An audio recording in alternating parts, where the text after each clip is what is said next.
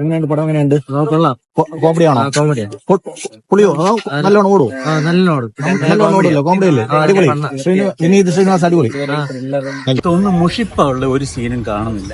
നമ്മൾ വിചാരിച്ച ഒരു ഡാൻസ് സീനിൽ കുറെ ലൈറ്റൊക്കെ ഇട്ടുള്ള ഒരു ഇതുണ്ടായിരുന്നു, അത് മുഷിപ്പാന്ന് വിചാരിച്ചു. പക്ഷെ ആ സീനിന് പിന്നീട് ഒരു വാലിഡിറ്റി വന്നു, വേറൊരു സംഭവമായിട്ട് അതിനെ കണക്ട് ചെയ്യുന്നത്. അപ്പൊ പിന്നെ കുഴപ്പമില്ല.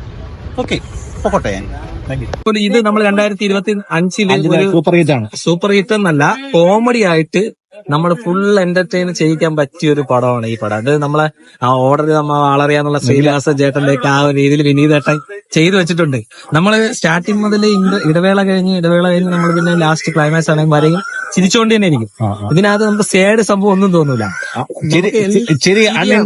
ഫുള്ള് ചിരിയാണ്.